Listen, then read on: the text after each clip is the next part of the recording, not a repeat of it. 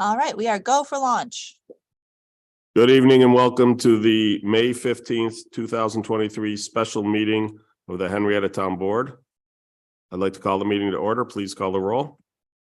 Councilmember Zafranik, Here. Councilmember Bolsner, Here. Councilmember Page, Here. Councilmember Belanca, Here. Supervisor Schultz. Here. Since we injected into people's timeframes, we're going to just jump straight to the pledge. Save the prayer for our regular meeting. Pledge allegiance to the flag of the United States of America and to the republic for which it stands, one nation, under God, indivisible, with liberty and justice for all. Okay, so we only have the one resolution. It was the one that was too short notice to act on. They'd originalized the original MOU they gave us had the selection for the community choice aggregation stuff. And then it had a exhibit for a signature page. Now, I interpreted that was just an exhibit to show this is what the signature page is going to look like. They actually wanted us to sign it without the contract details. So we, of course, said no to that. We have essentially one thing that we do have to do, which is choose which option of supply we'd like to go for with the CCA, and I'll get more to that in a second. And then the other issue is that basically when it comes in, so this is part of why it's a two-bid process.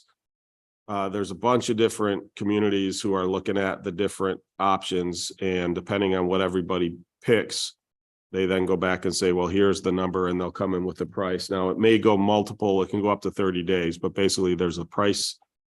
I don't know if it's weekly or daily, but whatever, when the price is available, it's only available for, I think it's less than 24 hours. So we would need to be able to react quickly. So obviously we don't want to sign a contract that hasn't been reviewed, but my thought is what we would do is we would pick a ceiling for that price and say, if the price isn't below this, we're not going to sign.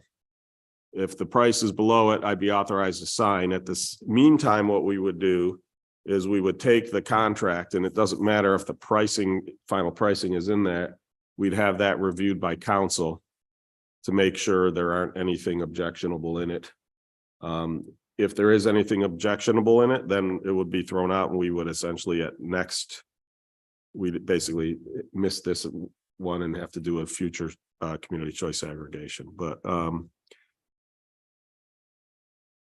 any questions on that part of the process so far? Okay, so this was rewritten that basically said, now I put in here, and we can change this number. So the $7.49, this is for RG&E. I guess I should have made that more specific. I didn't realize how different they were until I opened them up.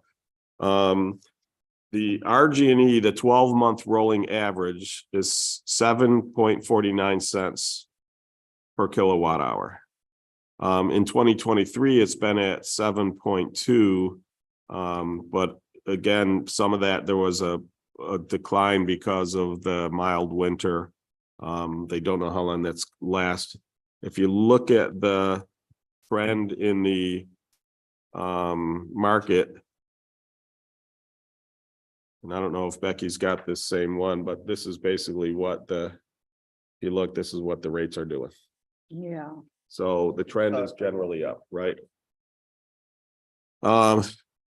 So, you know, the Joule, they're basically saying, well, if you go with either a blend or the conventional or the blend, it's likely to save a bunch of money because the prices are going up. I'm not comfortable with that personally. I don't know where you guys stand.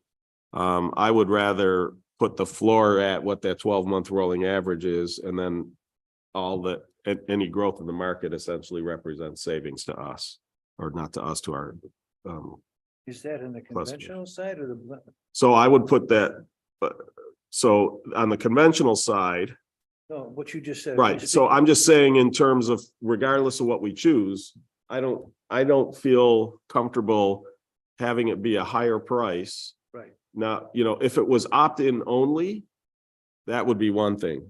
But what happens is anybody who hasn't previously chosen an ESCO, and that's about 70% of the customers, they haven't previously chosen an ESCO, this switches their supplier. Right now, essentially, RG&E gets to pick their default supplier. This says we get to pick the default supplier. So typically, a lot of communities are doing this in an attempt to get a higher blend of renewable energy, which I think is a great goal. But in this day and age, I'm not comfortable doing that as the default. If there was a way to say, here's what we're going to do as our default, and oh, by the way, people can opt into this other thing, I'd love that, but that does not seem to be an option. And so when we look at it currently, if you pick that, I'll call it 7.5 cents threshold, only the conventional meets it in RG&E. Yeah. So, I mean, as much as I'd love to go to a blended, you're talking a penny over, if I remember correctly, $7 a penny. That's what he said. And did I hear that right? 70, I think it's 70 in a year. Or maybe it was $7 a month. A penny. I heard. He's on one. Oh, He is zoomed in there. Glenn, could you unmute and answer that question? He just. Yeah. Can you guys hear me? We can. So did you hear that question in terms of if the rate goes up a Right. penny, what's that typically relate to on a customer bill? Yeah, it was about $70 a year, so about $6 a month. Yeah, that was 70 a year or 6 a month. That's okay. 6 a month. Okay. So, I don't know where you guys sit, but that's one of the challenges I have. So the best rate so far from a blended standpoint, it's almost a penny and a half. So you're looking at $100 more. I can't in good conscience say, I realize there's a strong chance that the market's going to go up higher than that and it would still ultimately save money. But what if it doesn't? What if it flatlines? No, you could also say, well, what if it goes down? Let's look at the market. It rarely goes down, right? Well, especially The general trend is up, but there are times where it does sort of flatten out, and especially, these rates I think were for 15 months. So, that's kind of where I sit. I don't know what, so I guess my question is, these indicative prices, is there a chance they could be below this? Yes, it could. You mean when they come in on Friday? Yeah. Yeah, it could break either way. The market has been a little bit up since, but we've got this week. We'll see if it corrects back down. And like I've been saying, the indicatives is an opportunity for the suppliers to show us where the market is. Mhm. And then the executable is their opportunity to compete with one another to win. And it's binary. You either win or you lose, right? So they know they've got to be, it's not good enough to be on market. They've got to be the best price that you see, and they're competing for quite a bit of load. It's the town of Henrietta is quite large. The city of Rochester is large, so it's quite a big deal. And the difference between winning and losing is, like I said, it's binary. So we will see to what extent they can really get aggressive and compete under that number, but like I believe, like you've been saying, Steve, it's the indicatives were right at the benchmarks that we've set. You got it just about right. It's about 1.3 pennies higher for blended, another penny higher for 100%, and that is not insignificant, though it's not it's about $6 a month. So whatever that I don't want to make value judgments about whether or not that's a lot or, to some people that's a lot and to some people it's not, we can Right. say that. And so, like I said, if it were opt-in, that this is, Right. somebody choosing to pay an extra $70 a year to get to 50% renewables, I'd be all for that. Right. I have a And problem it with, is, yeah, especially when you look at the folks who, a lot of times you're gonna find that the folks who didn't make the choice are people who, it's a lot of times a person who's working a ton, doesn't have time for it. It might be a senior who didn't understand the ESCO. So you're looking at a high likelihood that there's people who can't afford that extra dollar, or in this case, $70. That's going to be tough for them. And that's absolutely the argument to say, set the lowest cost option as the default and let folks make the decision. There are going to be people in town that are willing to pay. so do we have that ability? Can we say Absolutely. that there's an opt-in if this gets negotiated? Absolutely. We recommend you offer all three options. It's the I town. understood that. Yeah, no, it's a town's choice, which is the default, which is an important decision. But ultimately, it's always the individual consumer's decision where they land. So in or out of the program, and then once they're in the program, which of the three options they'd like to choose. So that all of them will be available to every customer. So, that's why we recommended setting it at the 50%, because we think it's a nice middle ground. People can go up, go down from there. And you get all the renewable. Yeah, except I understand where you're coming from with that, but again, I'll just call it stereotypically, the person who can't afford to pay that extra is also the person who's going to be confused about opting out, opting in. Now, would I be willing, in other words, if the blended got below the 7.5 cents? Yeah. Then I'd say, absolutely, let's go with blended.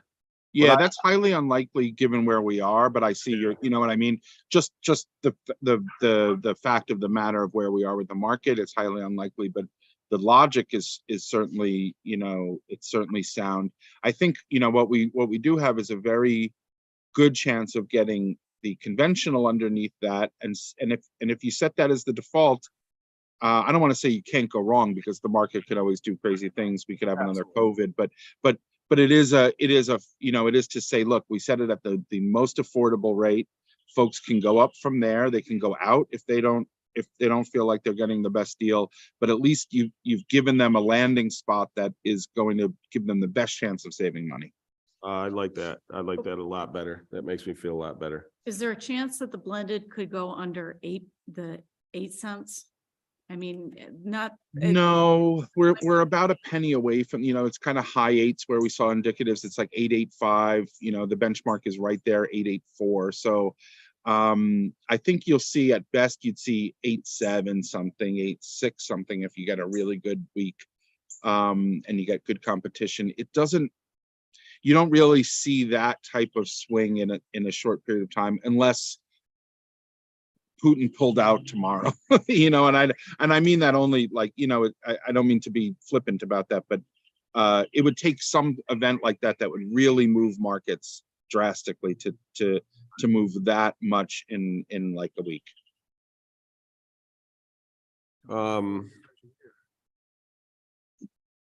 So one of the other things I'll note, the 12-month rolling average for National Grid was much lower than the 12-month rolling average for RG&E. Yes. Not quite a full cent lower, but the 4-month, so the 2023 numbers, our National Grid is a penny cheaper. Yep. So now with that said, so I don't know that it makes sense for us to participate with National Grid. With that said, I think we have a dozen customers.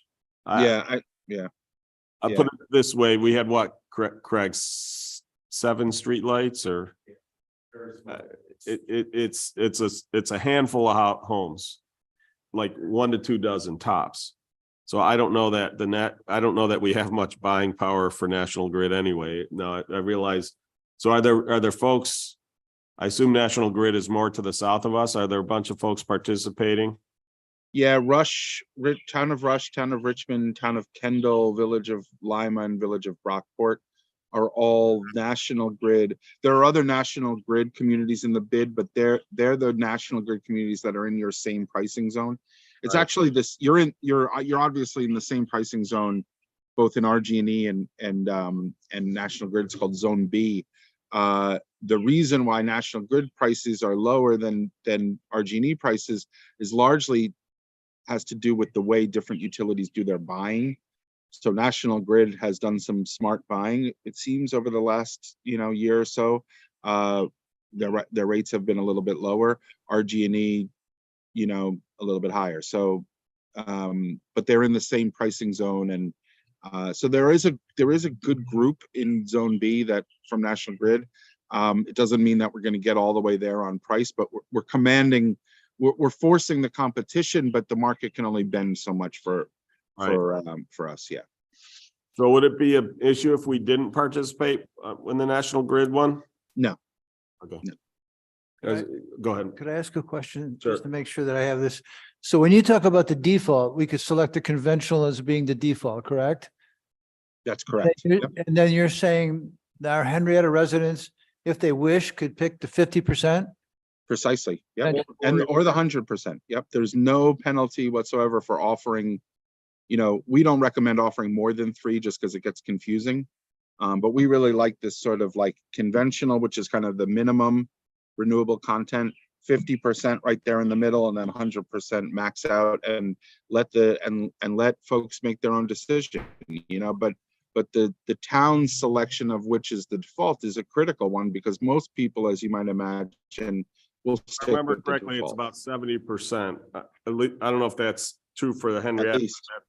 Well, my point was, I think it's the town board's responsibility to opt for the cheapest one they can get. And if people want to spend more money, that's their individual decision.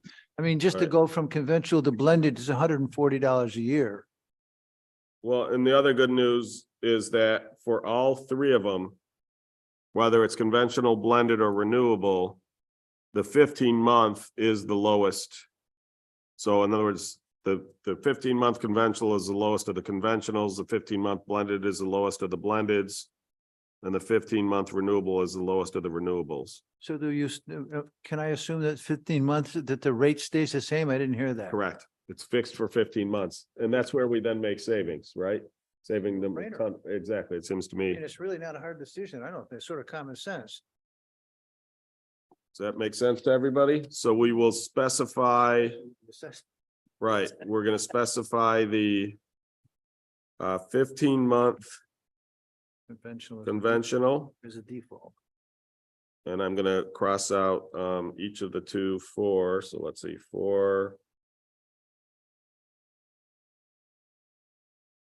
I'm just gonna cross this whole power companies out. I'm just gonna say for RG&E. Okay, and then do we need to in any way just say that we're going to also, so that's our conventional, but as a default.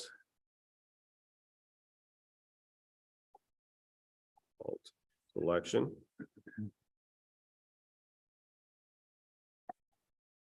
And then we're going to plus the 15-month blended. And The go ahead. you don't have to, so that's what's looked the most attractive. You don't have to make a decision on the term tonight. You can sort of let's see how that's useful from feedback for the suppliers to know that that's where you're looking, but you don't have to lock in there. And the only thing that we're asking you to lock in right now is the default, only because the suppliers will have to know how much renewables to buy for you. But the term, you have flexibility on the day. You can make up your mind then. Okay, I think, I'll be honest, I think it'd be simplest hopefully, ultimately, the lowest price will all be on all three be the same term. Or at least be close, because I just don't want to have to get into well, if you choose renewable, it's a 24, an 18-month term, but if you choose this one, it's a 15-month term, and it'd be a lot easier if it's a 15-month term. Pick your mix, but we'll see. Yeah. Okay, so I crossed out the basic way I wrote it is that the town selects the conventional electric supply product as the default selection, plus the blended and renewable as options available to residents. I have a follow-up question. Is it on in this case, is it RG&E's responsibility to send out the mail and the option of their written decision, or it's not the town's responsibility, right? So it looks like it might be frozen. You mean should you contract to send out to all the customers? So after this happens. Am I frozen? Send something out, giving them the information, and essentially if they do nothing, they get the default. If they they could opt into one of these other two, or they could go for their own ESCO completely separately from the town, correct? Exactly right. And it's not it's actually, it's us who sends that letter, us meaning Jewel coordinates all of that. The supplier pays for it, but actually the state mandates that it has the town's seal on it. So it will There'd be you're technically cutting in come and from out. the town, but we will organize the mailing and the supplier will pay for it. So he was cutting in a little out, so let me explain it again, Rick. So Let me see basically, if I can make it better. so what'll happen is we will send something with the towns with the town's letterhead and Jewel, so they'll organize the whole mailer, but it'll basically explain everything. Say if you do nothing, this is what you get. Or you can opt in to the renewable or the blended, or you have the option of selecting an entirely different ESCO altogether. And we mail it, but it's paid for by the whoever wins the bid. So There would be no cost to we the have to town. get the list from RG&E then? Correct. Okay. There's some. And again, Jewel some work there. Jewel organizes all that, right? Okay. Does everybody get that? Mhm. And what's the cutoff date? When do they have to go out? ASAP? I think he left. He's- He was going in and out, so I think he logged off so he could try to get a more Reconnect. stable connection. Oh, Yeah, so Becky, if you could pay attention, that he was gonna try to get a different connection and come back in. I didn't hear him. I'm Is that any better? Yep, sounds I good. can hear you. Yeah, a lot of times I find if That's it's better. video, your audio is better. I've been having weird bandwidth issues, so I hope that the video makes it a little bit better. But the question was, what is the cutoff date for that? Yep. So the letters would go out. So if we contract anytime in the pricing window, which starts on Friday and runs through June 2nd, if we get pricing that meets your standards anywhere in that window, the letters would go out later in June. The opt-out period would last for at least 30 days. So it goes from, call it mid-June to mid-July. And then, and the program would start September 1st. Okay, any other questions on this? we have one person in the audience. I'm gonna see if she has any questions with regards to this. I have a question online as well. Okay, did you have a question? If so, come on up to the mic. Just introduce yourself and Karen Lankesoffer, 73 Greenmore Way. If we choose RG&E as our first option, how long, and then later see that National Grid? you don't have a choice between RG&E or National Grid. It Okay. depends on where you live. So that's your supply, or not your supplier, your carrier, Okay, right? So your house is either connected through RG&E or it's connected through National Grid. got it. Yep, Thank you. yeah. What's the process after 15 months? Yeah, so there's no auto, there's no auto extension or auto rollover whatsoever. The contract just terminates. So if the town chooses to not to move forward with the CCA program, at the end of the 15 months, everybody would return to RG&E basic service just as they're on today. And that would be sort of, you know, an automatic return. They wouldn't have any interruption in service or anything like that. If you choose to go forward again, what we would do is before that 15-month period was up, we would come back and do a similar process that we're doing right now. We'd put out another RFP, get bids, and choose a supplier, whether it's the same supplier or a different supplier. That'll just depend on what, you know, what it looks like then.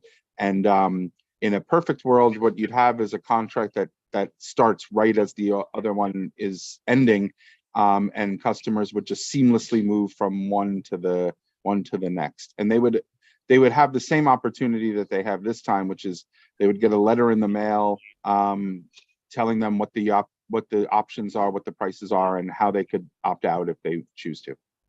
Thank you. The reason I'm asking the questions is that we're going to continue to get questions as a town board and as a community. So I just want to make sure we had the appropriate answers. Yep. Thank you. Appreciate it. Is there somebody on board? Sure, yeah, absolutely. Becky, do you want to bring on the person online to ask their question? Yes, well, this is a Q&A from anonymous attendees, so you're stuck listening to me. For clarification purposes, town residents have the option to opt out completely and stay with RG&E. I missed the first 5 minutes and did not hear what the options are. Are the options posted on the town website so we can do our own research? They will be, that we haven't made the choices yet, fully, but, yeah, so basically what would happen is if you've already chosen an ESCO, an energy supply company, you're already opted out essentially, and you would need to opt in.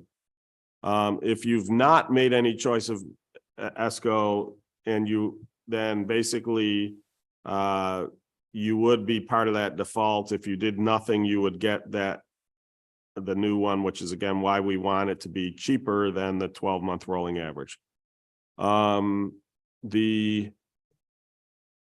But anybody can, at the time before this kicks in, they can choose one of the other products. So they could choose 100% renewable or the blended, which is 50% renewable, or they could choose any other ESCO that's out there. So, you know, if you go out, there is I don't know if it's the Public Service Commission who offers it, but there's a site out there or if it's through RG&E, but you can basically see who all the energy supply companies are, what their current deals are, and pick one that works for you.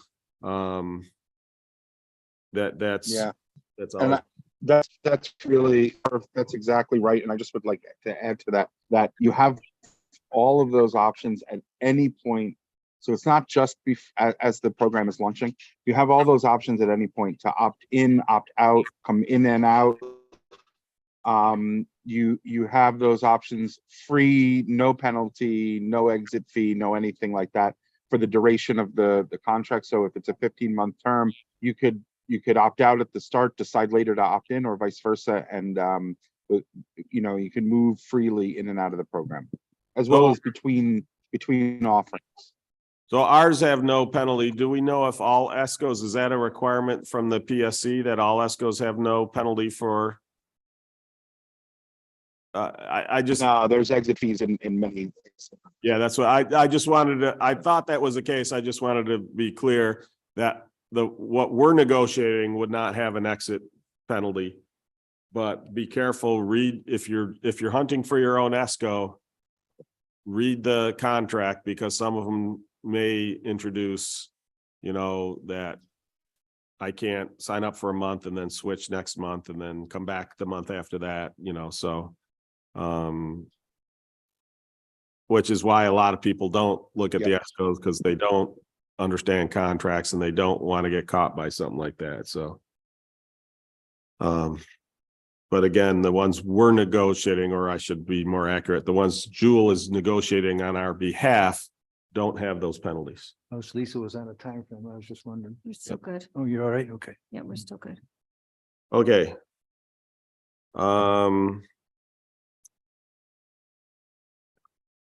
So then I assume you saw that the idea, what we would do, because we understand that if the prices come in, we're gonna have to move fast. Our thought is if it comes in at or under the current rate, then I would be authorized to sign it.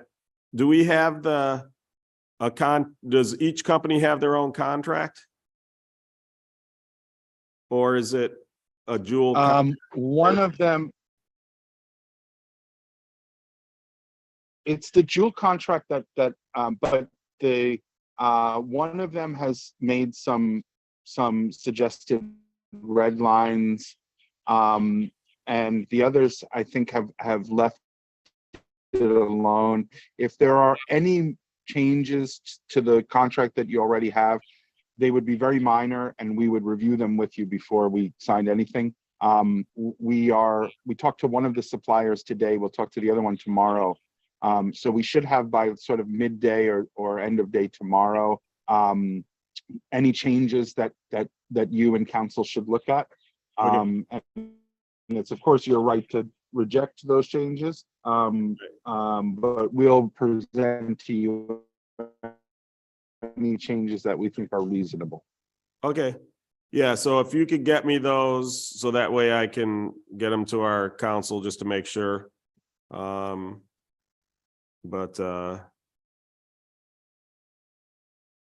that basically what we're gonna do is we're gonna authorize or what I'm proposing we do is that we're gonna authorize me to be able to sign an energy supply agreement for the winning bid if and only if that final pricing for the electric supply product, excuse me, for the default electric supply product is at or under 0.0749, so 7.49 cents per kilowatt hour, which represents a previous 12-month rolling average, and that it is subject to approval by council for the town board. So the idea is we can have that, the council, if the final numbers are looked in, the contract doesn't change, right? So we can have the council look it over, say, yep, it's good. And that way, if and when the price comes in and you need me to sign it that day, I can sign it that day. Because pulling together an emergency town board, you shouldn't be doing it the same day. So does that make sense?